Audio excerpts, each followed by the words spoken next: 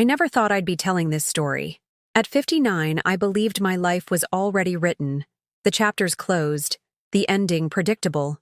My name is Camille, and for 30 years, I lived for someone who forgot I existed the moment I stopped being useful to him. It started with rain. Isn't it strange how the worst moments of our lives seem to happen when the sky is crying too? I was in my kitchen, the same kitchen where I'd made thousands of meals, packed countless lunches, and cleaned up after someone who never once said thank you. The phone was on the counter, buzzing with another one of those notifications that seemed more important to my son than anything I could ever say. Ethan was 30 years old, still sleeping in the bedroom I'd painted blue when he was 7, still eating the food I bought with my pension, still treating me like I was the maid in my own home. But he was my son, my only son, the child I'd raised alone after his father walked out on us both, leaving nothing but empty promises and unpaid bills. I reached for his phone to move it aside so I could wipe the counter. Such a simple gesture, something I'd done 1,000 times before. But my arthritis-worn fingers, stiff from years of grading papers and washing dishes, couldn't grip it properly. The phone slipped. It fell to the tile floor with that sickening crack that every parent dreads hearing. The silence that followed was worse than any storm. I bent down, my knees protesting, and picked up the device. The screen was spider-webbed with cracks, but it still worked. Still, I knew what was coming. I'd lived with his temper long enough to recognize the calm before his rage. "Mom?" His voice came from behind me, deceptively quiet. "Did you just drop my phone?" I turned around slowly, the broken device trembling in my hands like a guilty secret. Ethan stood in the doorway, his unwashed hair hanging in his eyes, wearing the same clothes he'd slept in for 3 days. But it was his expression that made my heart stop. That cold, calculating look that reminded me so much of his father right before he'd leave us for days at a time. "I'm sorry, sweetheart," I whispered, the words automatic after decades of apologizing for things that weren't my fault. "It was an accident. I can get it fixed, or maybe we can—" That's when his hand shot out and grabbed my hair. Not gently. Not like the child who used to run his fingers through it while I read him bedtime stories. He gripped it so tightly that tears sprang to my eyes, pulling my head back until I was forced to look directly at him. "You're worthless," he said, each word deliberate and sharp as broken glass. "Do you understand that? You're completely worthless. You can't do anything right. You never could." The words hit me harder than his grip, harder than any physical pain I'd ever endured. This was the boy I'd walked to school every day for 6 years, because he was afraid of the bigger kids. This was the teenager I'd worked double shifts to buy Christmas presents for, even when we could barely afford groceries. This was the young man I'd supported through college, through job losses, through every disappointment and failure, believing that my love could somehow make up for his father's absence. He released my hair so suddenly that I stumbled backward against the counter, the broken phone still clutched in my shaking hands. I could feel where he'd pulled it, my scalp tender and burning, but that pain was nothing compared to the hollow ache spreading through my chest. "Clean this mess up," he said, turning away from me as if I were nothing more than a servant who'd disappointed him. "And next time, keep your clumsy hands off my things." I stood there in that kitchen, surrounded by the remnants of a life I'd built with love and sacrifice, and realized that somewhere along the way, I'd lost myself completely. The woman who'd once commanded respect from 30 students at a time, who'd fought for every child's education, who'd believed in the power of knowledge and kindness, she'd disappeared, replaced by this trembling figure who apologized for existing. If you enjoy stories that touch the heart, please subscribe to our channel. We're working toward 1,000 subscribers, and it really helps our work. And comment to let us know what city you're watching from. But in that moment, as I swept up the pieces of glass that seemed to mirror the fragments of my dignity, something else began to form in the depths of my silence. It wasn't anger yet. I was too tired for that. It wasn't even sadness anymore. It was something quieter, more dangerous. It was the slow, careful awakening of a woman who'd forgotten her own worth, but was starting to remember that she'd once been someone before she became his mother. I cleaned up the glass, wiped the counter, and made dinner as I always did. But that night, lying in my bed listening to him play video games until dawn, I made a decision that would change everything. I just didn't know it yet. The rain kept falling, washing the world clean outside my window. And somewhere in that darkness, I began to understand that storms don't just destroy things. Sometimes they clear the way for something new to grow. The days that followed blurred together like watercolors in the rain.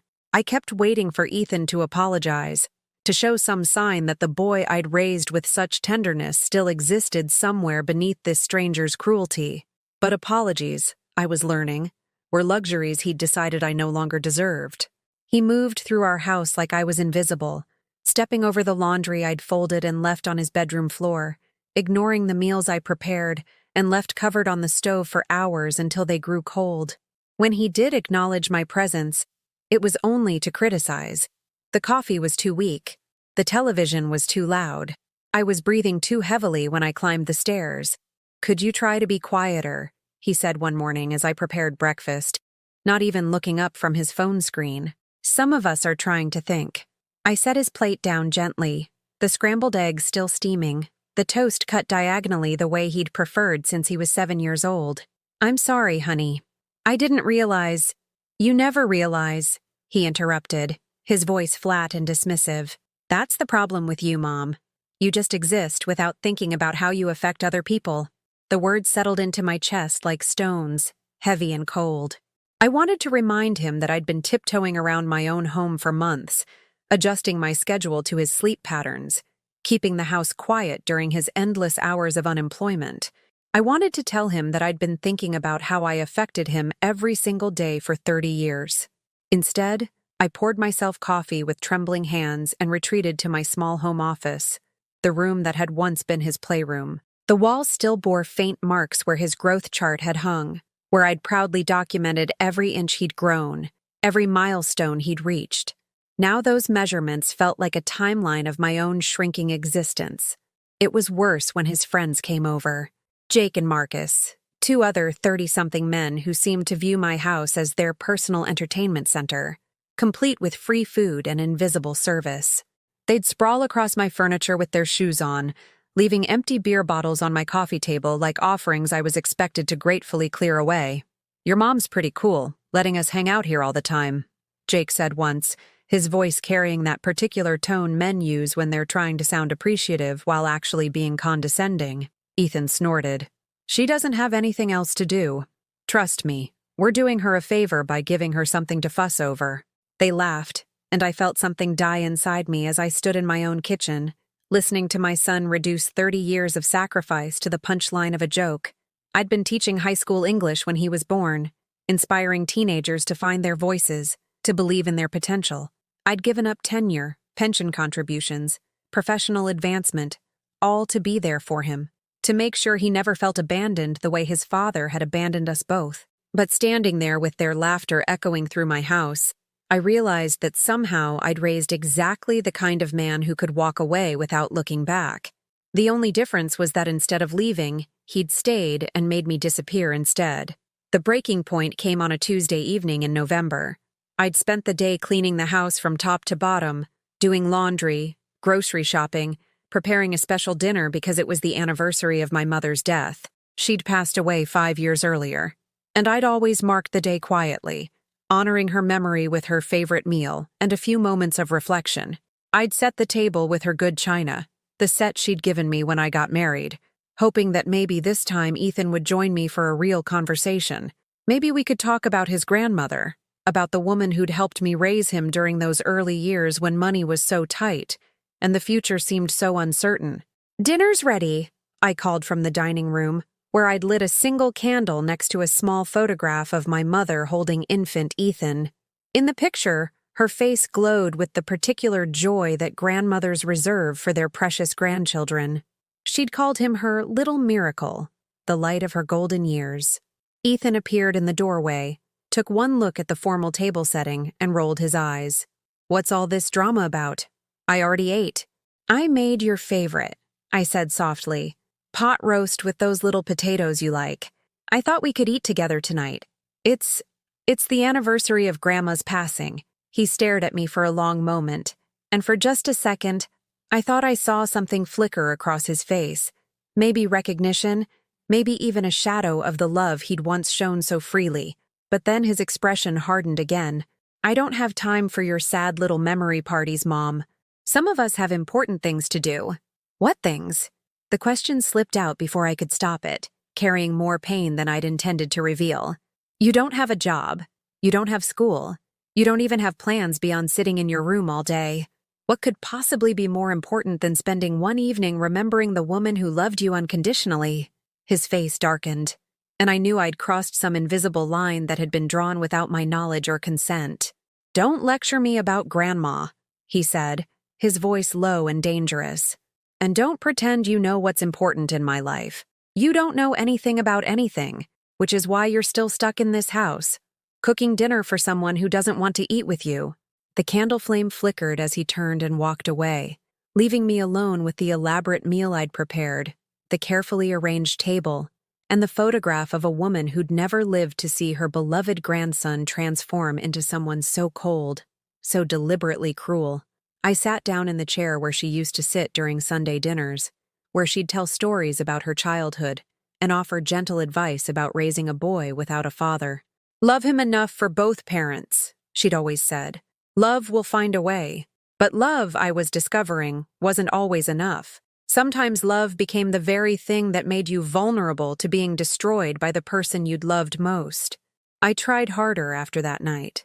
God help me, I actually tried harder. I told myself that maybe I wasn't being understanding enough, that maybe his anger came from pain I couldn't see. After all, growing up without a father had to leave scars, didn't it?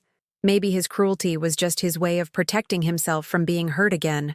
So I began walking on eggshells in my own home, measuring every word, every movement, every breath. I learned to make coffee before he woke up so the sound of the machine wouldn't disturb him. I started buying groceries based entirely on his preferences, filling my cart with expensive energy drinks and frozen foods while skipping the fresh vegetables and whole grains my doctor had recommended for my diabetes. I even tried to interest him in activities we used to enjoy together.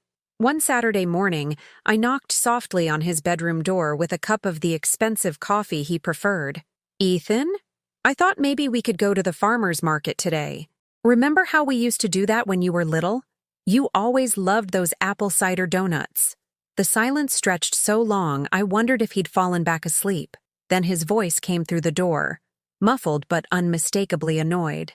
"I'm not 7 years old anymore, Mom. Stop trying to recreate some fantasy childhood that probably sucked just as much then as it would now." But the fantasy hadn't sucked. Those Saturday mornings at the farmer's market had been precious to both of us. He'd hold my hand and chatter excitedly about everything he saw. The enormous pumpkins, the friendly dogs, the musicians playing on street corners. He'd insist on carrying the smaller bags, proud to help his mama with the shopping. Those mornings had been golden, filled with laughter and discovery, and the easy intimacy between a mother and her beloved child. Now he spoke about those memories like they were embarrassing stories he wanted erased from history. I stood outside his door for a long moment, holding the cooling cup of coffee, remembering how he used to run to me with scraped knees and hurt feelings. How I'd been the center of his world, the person he turned to for comfort and guidance and unconditional love. When had I become the enemy? The humiliation deepened when my neighbor, Mrs. Henderson, stopped by one afternoon. She was a kind woman in her 70s who'd watched Ethan grow up, who still asked about him with genuine fondness whenever we ran into each other at the grocery store. "How's our boy doing?" she asked as we stood in my front yard, her eyes bright with the affection of someone who remembered him as the polite child who used to help her carry her groceries. Before I could answer, Ethan appeared at the front door, probably drawn by voices that weren't whispering. Mrs. Henderson's face lit up with delight. "Ethan? My goodness, how wonderful to see you.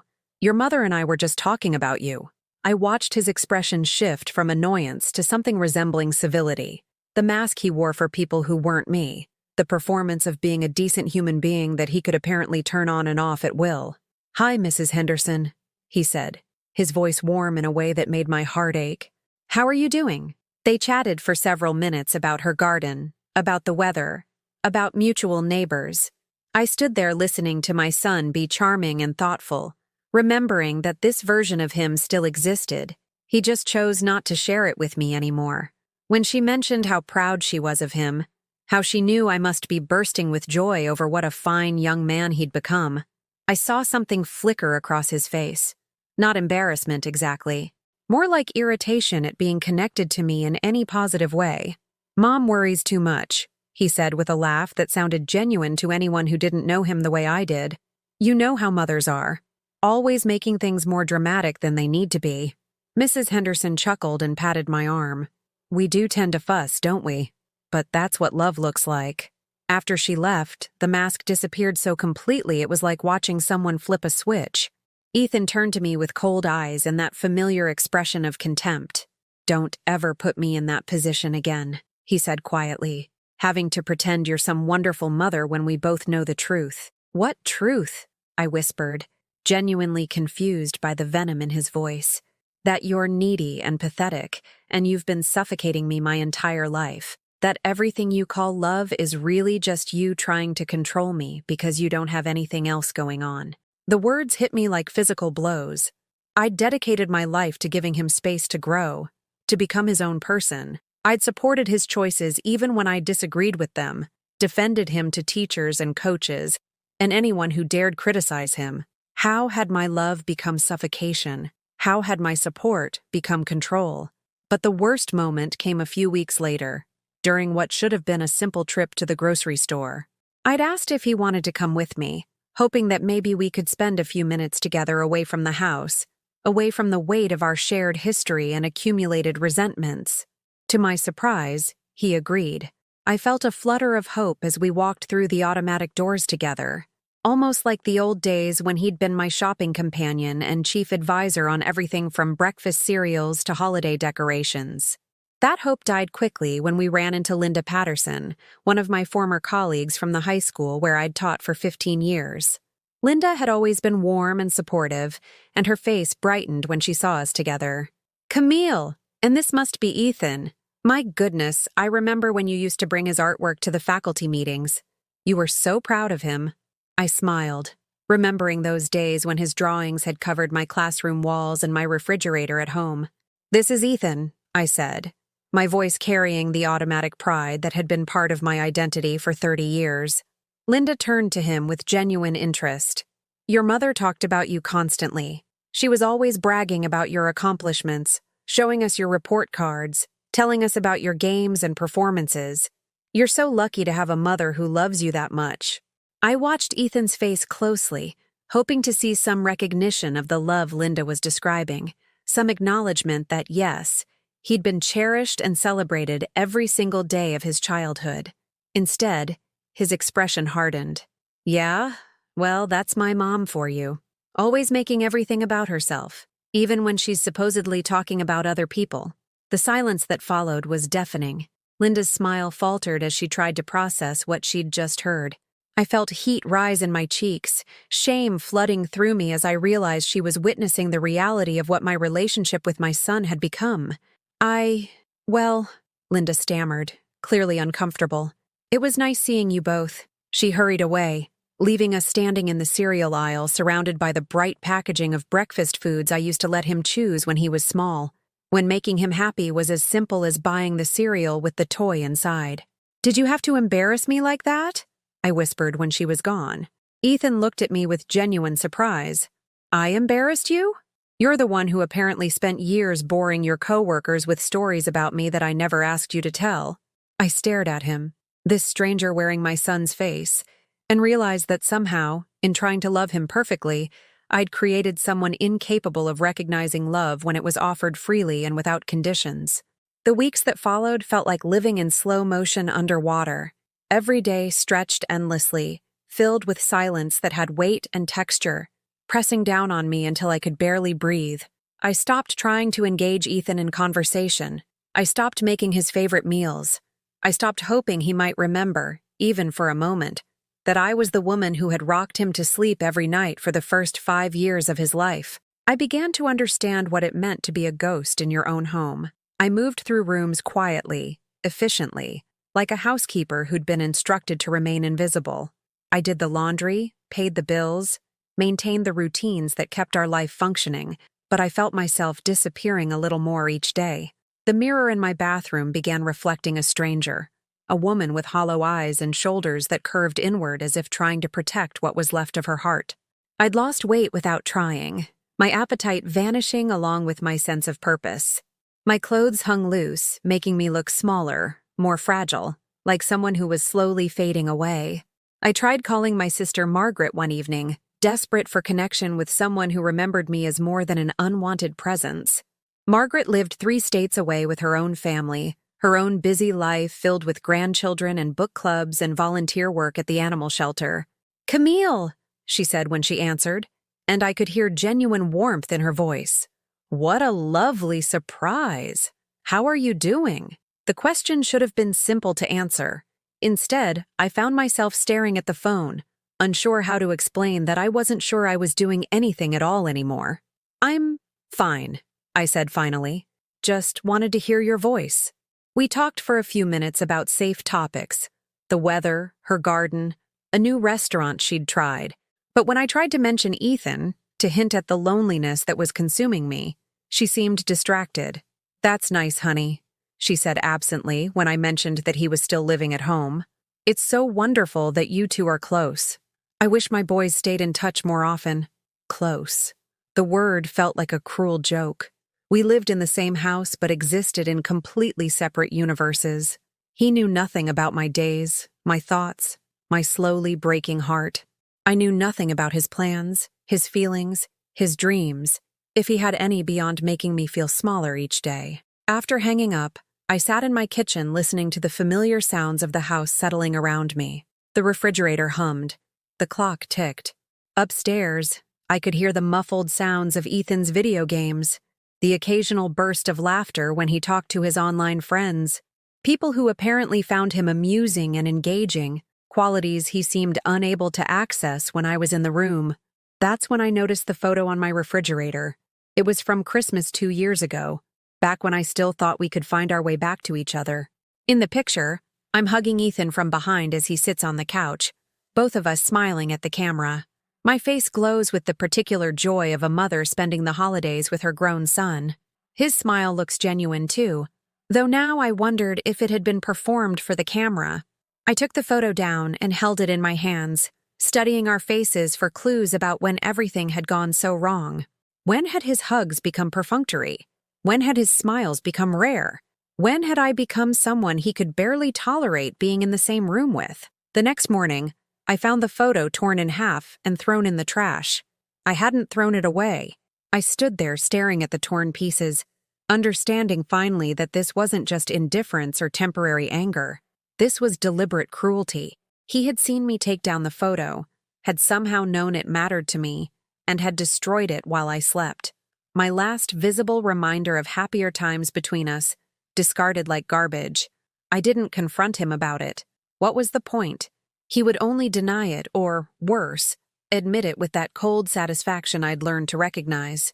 Instead, I carefully picked up the pieces and put them in my jewelry box, alongside the dried corsage from my high school prom and the hospital bracelet from the day he was born. The darkest moment came on a rainy Thursday afternoon, when I developed the courage to clean his room while he was out with friends. It had been months since I'd been allowed inside. Months of leaving clean laundry outside his door and changing sheets only when he grudgingly brought them downstairs. What I found broke something inside me that I hadn't even known was still intact. The walls that had once been covered with his achievements, honor roll certificates, art projects, photos of him playing baseball and performing in school plays, were now bare except for a single poster of some band I didn't recognize. The certificates were gone. The photos were gone.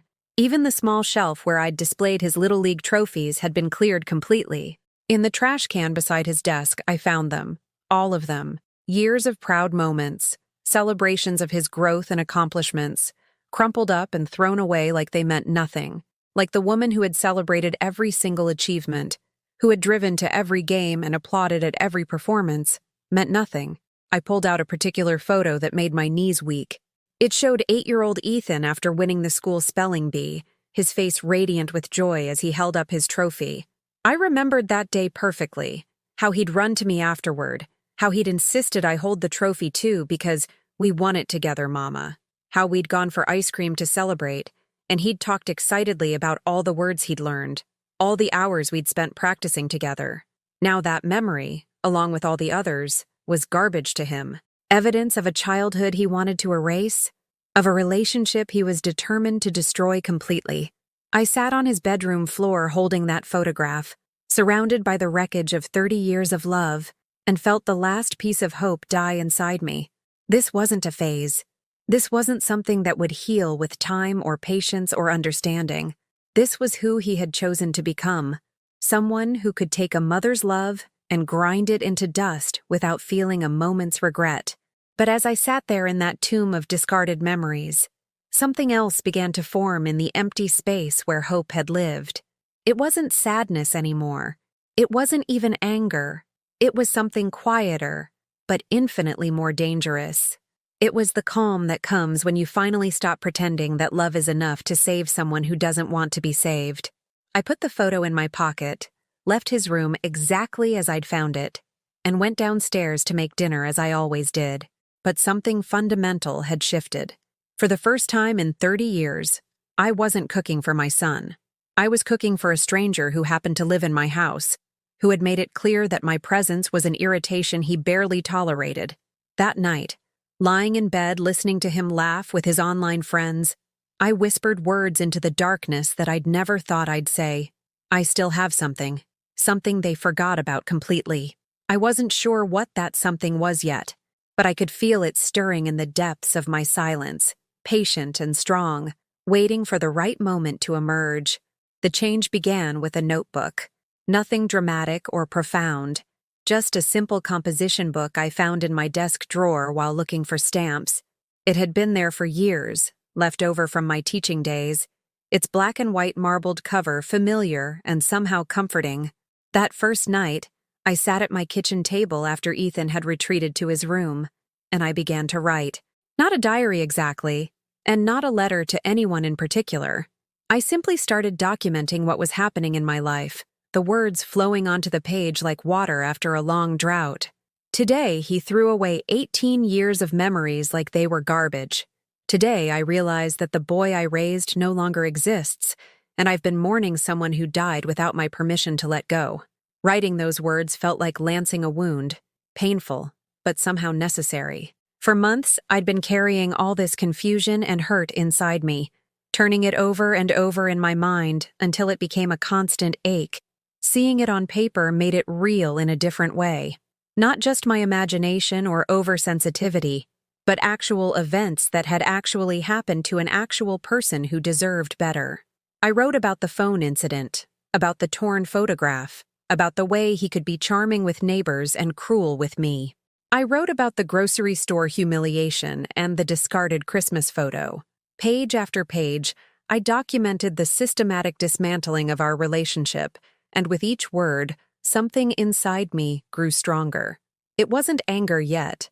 It was more like recognition. The same feeling I used to get when a particularly difficult passage in literature would suddenly make sense to my students. That moment when confusion transformed into clarity, when chaos revealed its underlying pattern. I began to observe Ethan differently, not as his heartbroken mother, but as the trained educator I'd once been. I watched him interact with his friends, noted how his voice changed when he spoke to potential employers on the phone, studied the careful way he managed his image with everyone except me. This wasn't a young man struggling with life's pressures. This was someone who had learned to save all his frustration and cruelty for the one person who would never abandon him no matter how badly he behaved. It was a calculated choice, and realizing that changed everything. I started taking walks in the evenings, something I hadn't done in years. At first, it was just to escape the suffocating atmosphere of the house, to breathe air that didn't carry the weight of his disapproval. But gradually, those walks became something more precious, time that belonged entirely to me, space where I could exist without apologizing for it. The neighborhood looked different at dusk, softer somehow, more forgiving. I rediscovered streets I'd walked when Ethan was small, parks where we'd played together back when his laughter was the most beautiful sound in my world. But now, instead of feeling nostalgic, I felt something unexpected. Relief. Relief that I was no longer responsible for someone else's happiness. Relief that I could walk at my own pace, stop when something caught my interest, turn down whatever street called to me. During one of these walks, I ran into Clara Mendez, the librarian from the branch near my old school. We'd worked together on literacy programs years ago, before my life had contracted to the size of one ungrateful son's needs. "Camille!" she called out, her face lighting up with genuine pleasure. "I was just thinking about you the other day. We're starting a new adult literacy program for immigrant women, and I remembered how gifted you were at making reading accessible to reluctant learners. Any chance you'd be interested in volunteering?" The question caught me off guard. When was the last time someone had valued my skills, had seen me as useful for something beyond washing dishes and paying bills? When was the last time anyone had asked me to contribute to something meaningful? I'm not sure I remember how," I said honestly. "It's been so long since I taught." Clara's smile widened. "Trust me, it's like riding a bicycle. And these women need exactly what you have to offer: patience, experience, and the ability to see potential where others might see problems." I promised to think about it, but walking home that evening, I realized I'd already decided. For the first time in years, someone had reminded me that I used to be good at something important, that I'd once had a purpose beyond serving someone who couldn't even see me as human. At home, I found Ethan in the kitchen, rummaging through the refrigerator with his usual air of entitled dissatisfaction. He glanced up when I entered, taking in my slightly wind-blown appearance with obvious irritation. "Where were you? I was looking for you." "I took a walk," I said simply, not apologizing for my absence or explaining where I'd gone. The lack of apology seemed to confuse him. "Well, we're out of that protein powder I like. You need to pick some up tomorrow." I looked at him, really looked at him, as if seeing him clearly for the first time. This 30-year-old man, healthy and capable, issuing orders to his mother like she was his personal assistant. This person who contributed nothing to our household, but expected everything to revolve around his preferences. "You can pick it up yourself," I said quietly. "You know where the store is." The silence that followed felt different from our usual silences. This one had weight, substance, like the moment before thunder. Ethan stared at me as if I'd spoken in a foreign language. "What?" "I said you can pick it up yourself. You have 2 working legs, a driver's license, and access to the same car I use. There's no reason I need to do your shopping for you." I watched him process this unprecedented refusal, saw the confusion shift to irritation, then to the cold anger I knew so well. But for the first time, I didn't flinch from it. I didn't apologize or back down or offer to go to the store myself if it would make him happy. "What's gotten into you?" he demanded. "Nothing," I said, and it was the truth. Nothing had gotten into me. Something had gotten out. The desperate need to earn love from someone who had no intention of giving it. The belief that I was somehow responsible for his happiness. The fear that standing up for myself would make him leave. Because I was beginning to understand something profound. He wasn't going to leave. Where else could he live rent-free, eat free food, and have someone clean up after him while he contributed absolutely nothing? I'd been terrified of losing him. But the truth was, he needed me far more than I needed him. I'd just been too blinded by love to see the power I'd been giving away. That night, I wrote in my notebook again. Today, I remembered that I used to be a teacher. Tomorrow, I'm going to remember what else I used to be before I became his mother. The next morning, I called Clara and told her I'd love to volunteer with the literacy program. As I hung up the phone, I caught sight of myself in the hallway mirror. The woman looking back at me had brighter eyes than I'd seen in months. It wasn't anger driving this change. It was something far more dangerous to the dynamic we'd established. It was self-respect, slowly awakening from its long sleep. And for the first time in years, I was curious about what would happen next. Not to him, to me. The literacy center occupied the second floor of an old brick building downtown, its windows overlooking a small park where office workers ate lunch and children played after school. The first time I climbed those stairs, my legs felt weak with a mixture of excitement and terror. It had been so long since I'd been anywhere that existed purely for me, where my value wasn't measured by how well I anticipated someone else's needs. Clara met me at the door with a warm smile and a folder full of materials. "I'm so glad you decided to do this, Camille. Come meet your first student." Maria was 43 years old, had moved to the United States 5 years earlier with her 2 teenage daughters, and worked double shifts at a local restaurant to support her family. She spoke English well enough to take orders and make change, but reading remained a mystery that locked her out of helping her children with homework, understanding legal documents, and pursuing the nursing degree she'd dreamed about since childhood. "I am embarrassed," she said during our first session, her fingers worrying the edge of a basic reader. "My daughters, they read better than me. They help me with the bills, with the letters from school. I feel, how you say, backwards?" I recognized something in her eyes that I'd been seeing in my own mirror for months. The shame of feeling less than, of being dependent on people who might not always have your best interests at heart. But sitting across from her, I felt something I hadn't experienced in years. Useful, important, capable of making a real difference in someone's life. "There's nothing embarrassing about wanting to learn," I told her, meaning every word. "You're one of the bravest people I know. It takes courage to admit what we don't know, and even more courage to do something about it." Working with Maria awakened parts of myself I'd forgotten existed. The teacher who could break down complex concepts into manageable steps. The mentor who could see potential where others saw only problems. The woman who had once believed that education was the most powerful gift you could give another human being. I began spending 3 afternoons a week at the literacy center, and for those precious hours, I remembered who I used to be before I became consumed with managing someone else's emotions and needs. I was Camille the educator again, not Camille the failed mother, or Camille the invisible housekeeper. At home, these changes were subtle, but significant. I stopped asking Ethan about his plans for the day. I stopped leaving meals covered on the stove for him to eat whenever he felt like it. I stopped doing his laundry unless he brought it downstairs and asked politely. I wasn't hostile or dramatic about these changes. I simply began living as if I had a life that mattered too. The shift confused him. He'd grown accustomed to my constant availability, my willingness to drop whatever I was doing to attend to his immediate wants. Now, when he called for me from upstairs, I might call back, "I'm busy right now. Can it wait?"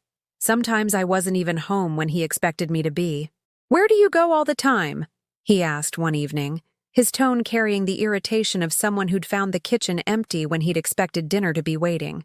"I volunteer at the literacy center downtown," I replied calmly, not looking up from the lesson plans I was preparing at the kitchen table.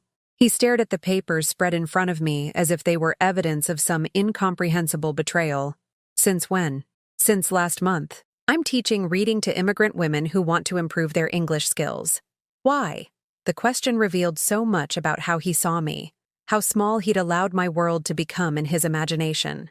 Why would I want to do something meaningful? Why would I need a purpose beyond serving him? "Because I'm good at it," I said simply, "and because it makes me feel useful." "You are useful," he said, but his tone made it clear this wasn't a compliment. It was a reminder of my proper role, my designated function in his life. I looked up at him then, this man-child who couldn't imagine that his mother might have value beyond what she could provide for him. "I'm useful to you," I corrected, "but I used to be useful to the world." That conversation marked the beginning of his growing unease. He'd taken my devotion so completely for granted that my smallest acts of independence felt threatening to him. When I started locking my bedroom door at night, not because I feared him physically, but because I needed psychological space that was entirely mine, he questioned me about it repeatedly. "Since when do you lock your door? Are you hiding something?" "I'm not hiding anything," I said. "I'm just claiming some privacy in my own home." He didn't like that answer, but he couldn't articulate why without revealing how completely he'd assumed ownership of my time, my space, my entire existence. During this period, I also began researching things I'd never needed to understand before: property law, tenant rights, the legal process for removing an adult child from a parent's home. I discovered that since Ethan had never paid rent, never signed a lease, never contributed to utilities or mortgage payments, he had very few legal protections if I decided I no longer wanted him living in my house. This knowledge was power, but I kept it to myself, storing it away like a secret weapon I hoped I'd never need to use. I also opened my own bank account for the first time since my marriage. For 30 years, our finances had been combined, his name on everything because he was better with money. But I realized that my pension and Social Security belonged to me alone, and there was no legal reason they needed to flow through accounts he could access. The day I walked out of the bank with my own checkbook, my own debit card, my own financial independence, felt like a birthday and graduation rolled into one. I sat in my car for 10 minutes just staring at the plastic card with my name embossed on it in raised letters. Camille Marie Morrison, not Mrs. Ryan Morrison or Ethan's mother, but my own name, my own identity, my own financial future.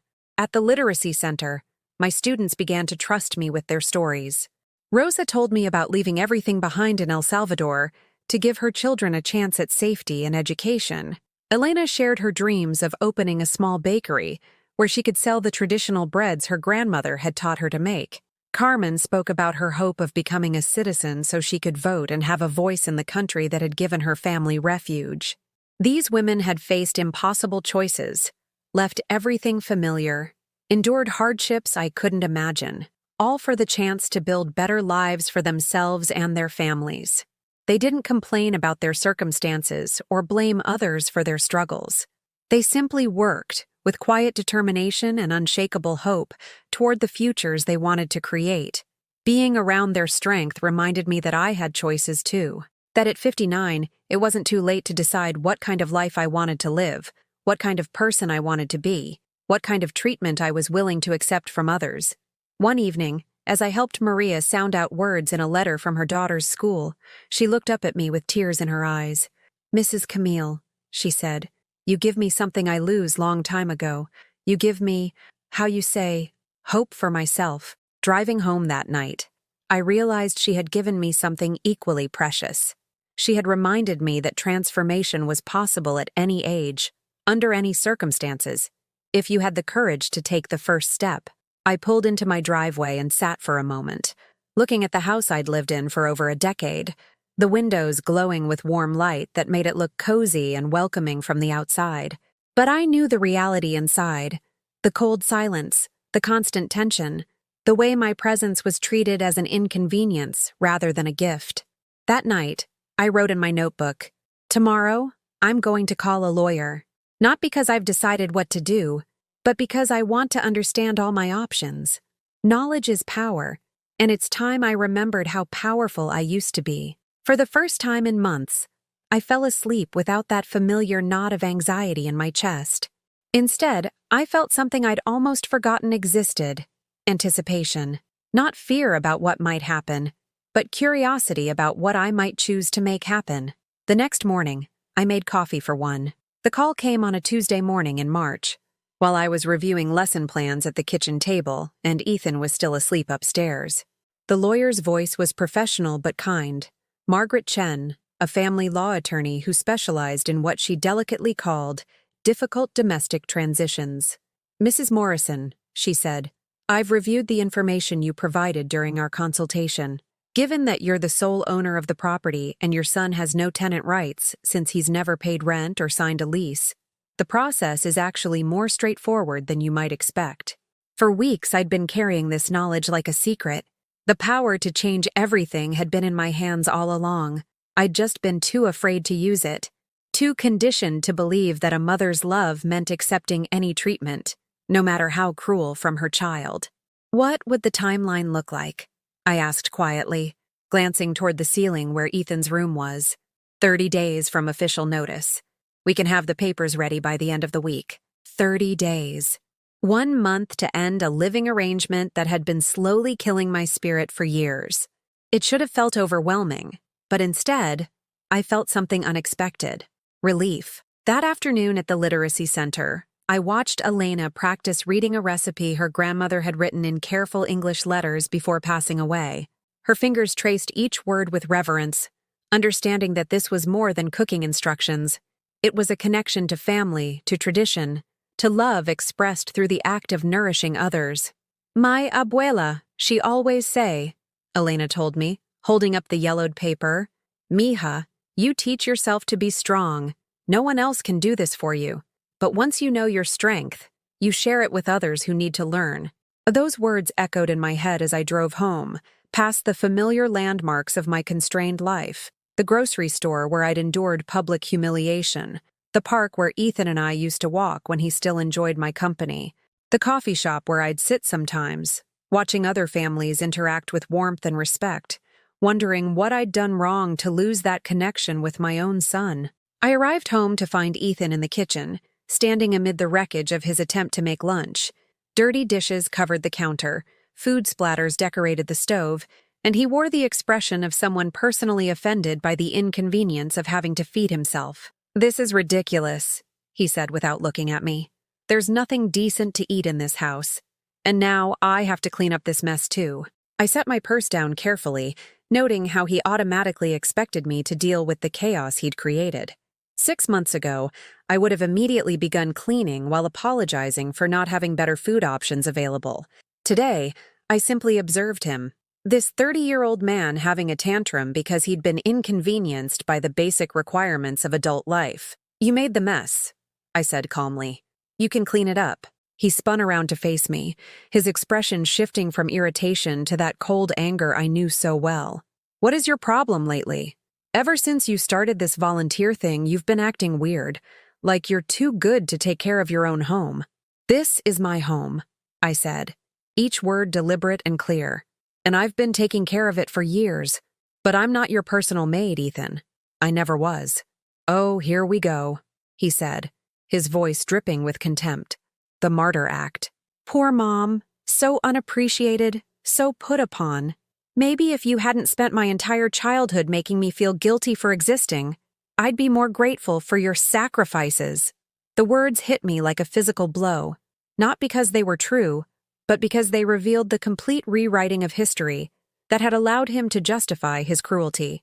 In his version of our story, my love had been suffocating, my care had been manipulation, my sacrifices had been emotional blackmail designed to control him. "I never made you feel guilty for existing," I said quietly. "I celebrated your existence every single day. I worked extra jobs to pay for your music lessons, your sports equipment, your school trips. I attended every game, every concert, every parent-teacher conference. I bragged about you to anyone who would listen because I was proud of you." "Exactly," he said, as if my words proved his point. "Everything was always about what you wanted from me, your perfect son, your little achievement. You never cared about what I actually wanted."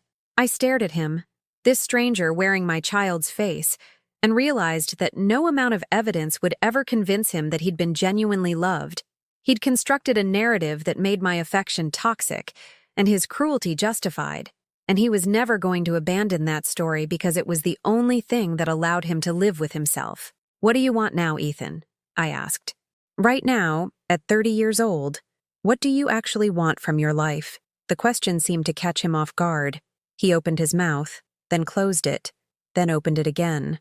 For a moment, his angry mask slipped, and I caught a glimpse of something that might have been uncertainty, even fear.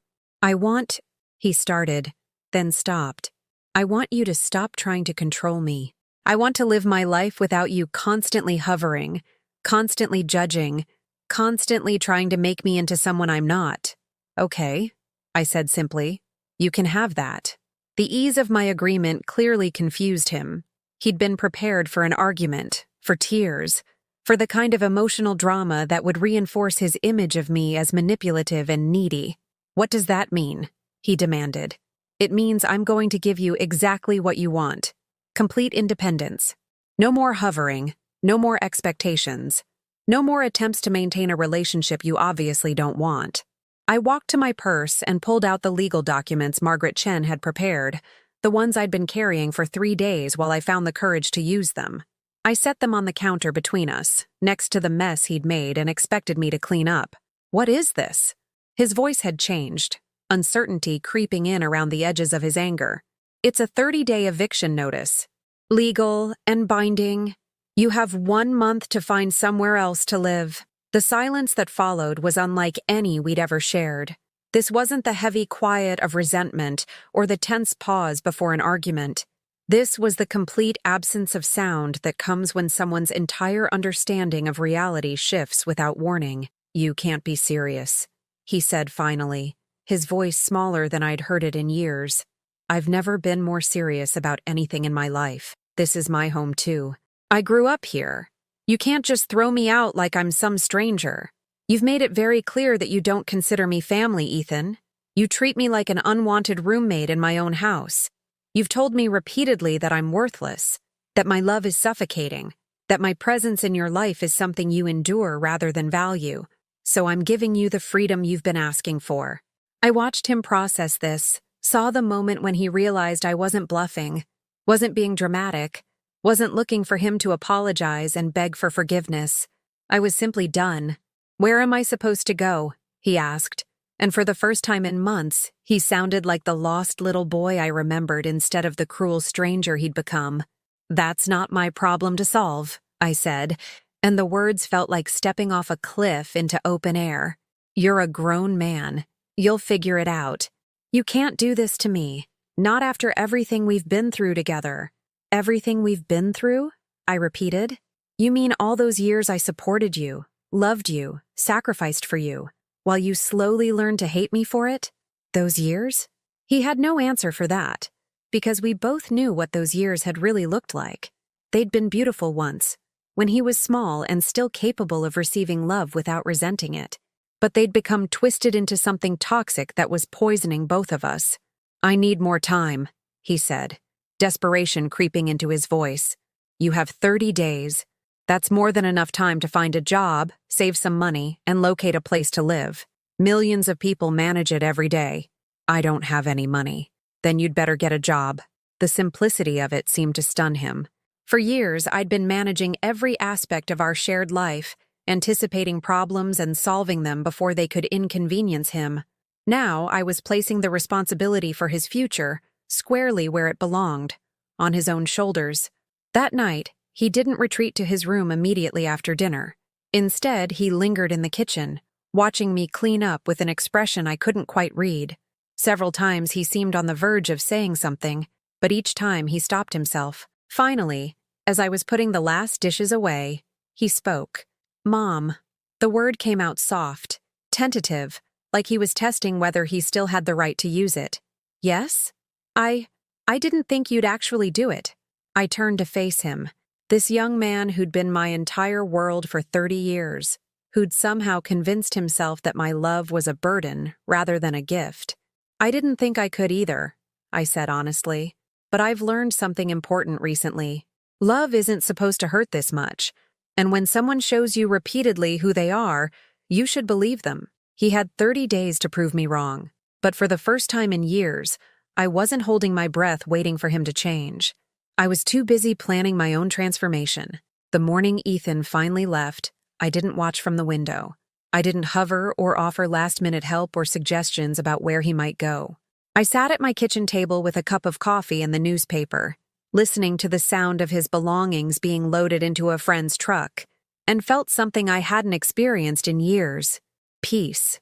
When the front door closed for the final time and the truck pulled away, the silence that filled the house wasn't the heavy, oppressive quiet I'd grown accustomed to. It was the gentle silence of possibility, of a space waiting to be filled with whatever I chose to put in it. I walked through the rooms slowly, seeing them with fresh eyes. The living room where I'd tiptoed around his moods for so long. The kitchen where I'd made thousands of meals that were rarely appreciated. The dining room where I'd eaten alone while he played video games upstairs, ignoring my invitations to join me. Now these spaces belonged to me again. I could put music on as loud as I wanted. I could leave books on the coffee table without worrying about them being moved or criticized. I could cook what I felt like eating when I felt like eating it. I could exist without constantly monitoring someone else's emotional temperature and adjusting my behavior accordingly. The first week alone was a revelation.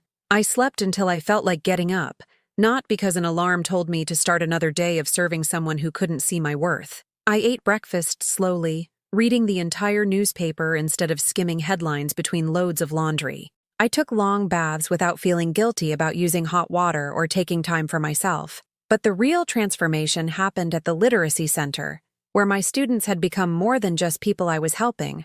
They'd become friends, teachers, sources of inspiration who reminded me daily that it was never too late to build a better life. Maria had been accepted into a nursing program and would start classes in the fall. Elena had saved enough money to begin the process of opening her small bakery.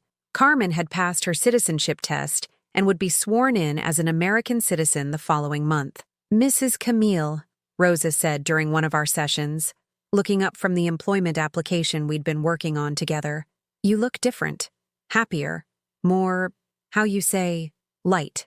She was right.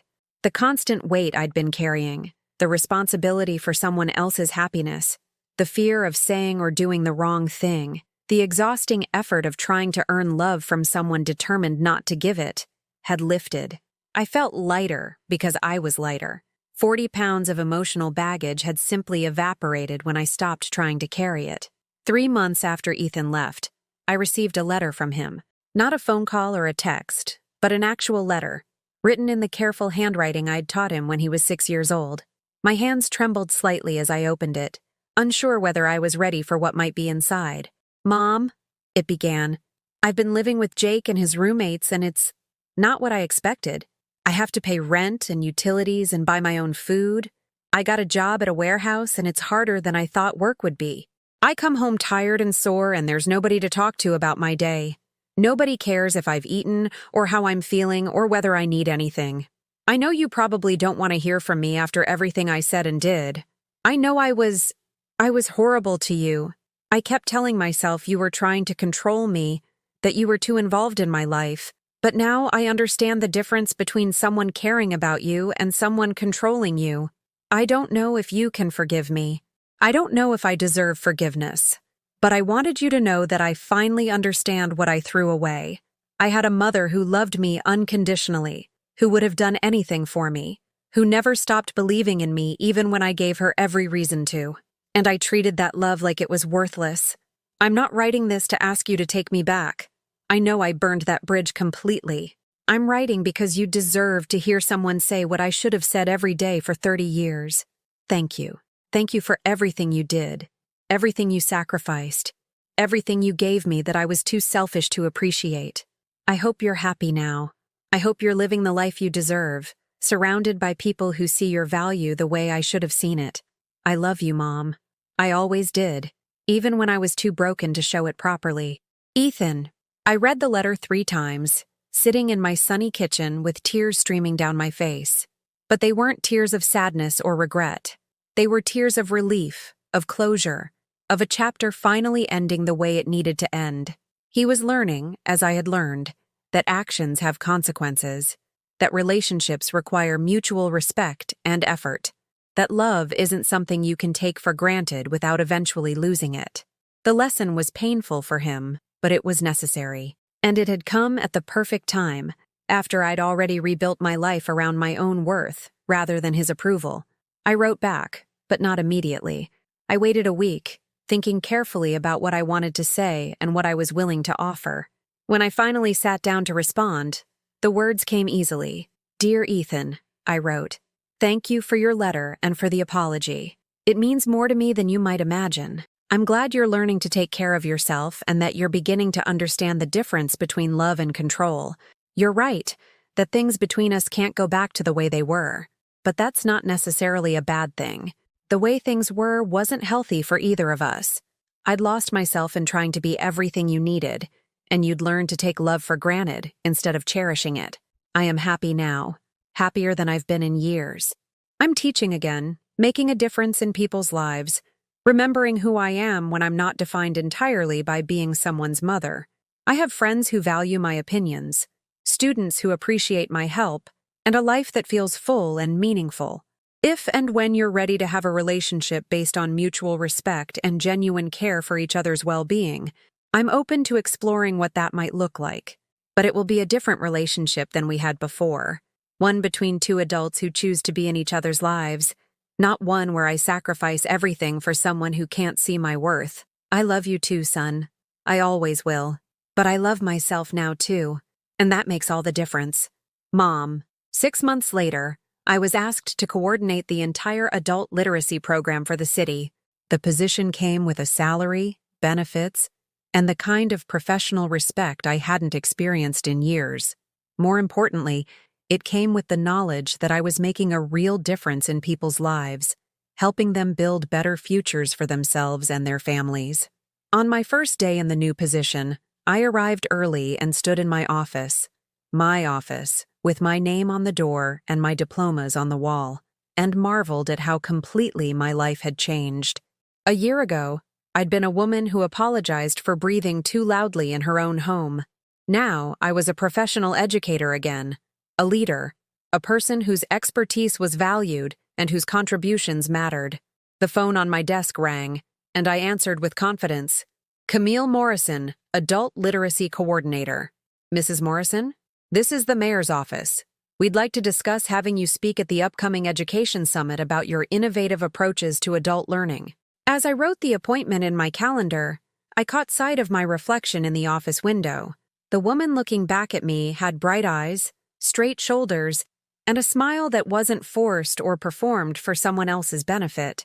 She looked like someone who knew her own worth, who had learned to value herself the way she'd once valued others. That evening, I came home to my quiet house and made dinner for one without feeling lonely or sad about it. I was enough company for myself now. I had interests, goals, friendships, and work that fulfilled me. I had built a life that would be complete whether or not anyone else ever joined it. Later, as I sat in my favorite chair reading a book I'd chosen purely for my own enjoyment, my phone buzzed with a text message from Maria. Mrs. Camille, I graduate nursing school next month. You come to ceremony? You are family to me now. Family. Not because I'd sacrificed everything to earn someone's love, but because I'd offered my skills and time and genuine care to people who could recognize and value those gifts. Family by choice, built on mutual respect and appreciation rather than obligation and guilt. I texted back, I wouldn't miss it for the world. Looking back now, I understand that Ethan was right about one thing. I had been trying to control someone, but it wasn't him I was trying to control. It was myself. I'd been so afraid of being unloved that I'd twisted myself into increasingly smaller shapes, hoping to become whatever someone else needed me to be. The day I stopped shrinking myself to fit into someone else's definition of what I should be was the day I started growing into who I was meant to become. He said I was worthless, and for a while, I believed him. But I found my value again, far away from his voice, in the laughter of my students, in the satisfaction of meaningful work, in the simple pleasure of living a life that belonged entirely to me. I learned that love isn't supposed to diminish you. Real love, whether from family, friends, or the love you give yourself, should make you feel more like yourself, not less. It should expand your world, not contract it. It should add to your life, not subtract from it. Most importantly, I learned that it's never too late to choose yourself. At 59, I discovered that my life was far from over. It was just beginning. And this time, I was writing my own story. The house is quiet now, but it's a good quiet. It's the sound of peace, of contentment, of a woman who finally understands that she was never worthless. She was just talking to the wrong people.